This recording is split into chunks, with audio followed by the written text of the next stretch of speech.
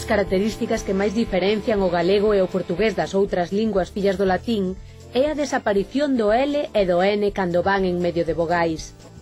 Mentres do latín volare sae en castelán e catalán volar, en italiano volare e en francés volé, en galego e en portugués dice voar, o L desaparece.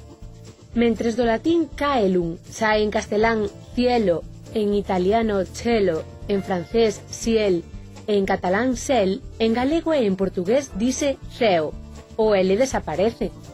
Mentres do latín filum sae en castelán hilo, en italiano filo e en francés e catalán fil, en galego e en portugués dice fío, o L volve desaparecer. Por iso, en galego, de Palatium saíron os topónimos e apelidos Pazo e Pacio, con perda do L intervocálico.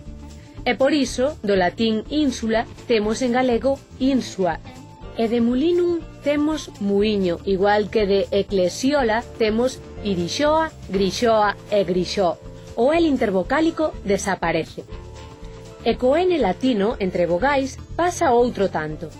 Mentres o latín luna dá en castelán e italiano luna, en catalán lluna, e en francés lune, en galego e portugués temos lúa. O N intervocálico desaparece. Por iso dicimos ter e en castelán tener, la e en castelán lana.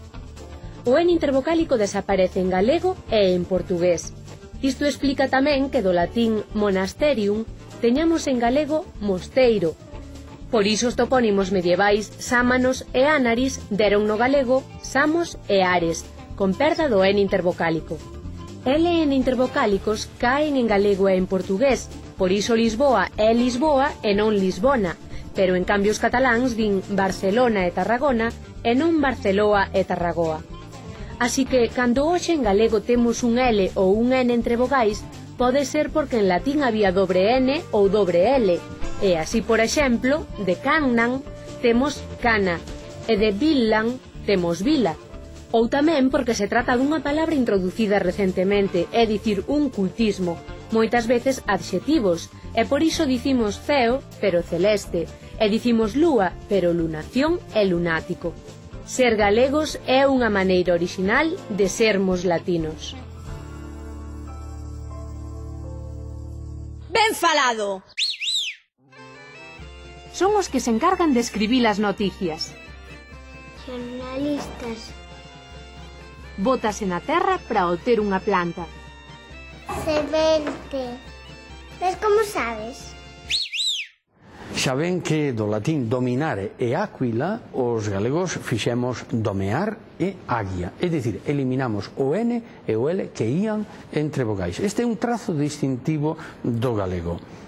O vasco e o gascón tamén eliminan o N entre vogais, pero centrémonos no noso. O galego e o portugués teñen unha orixe común. E cando se pregunta, a lingua foi do norte pro sur ou veu do sur pro norte? A resposta habitual é que a lingua foi do norte pro sur coa Reconquista.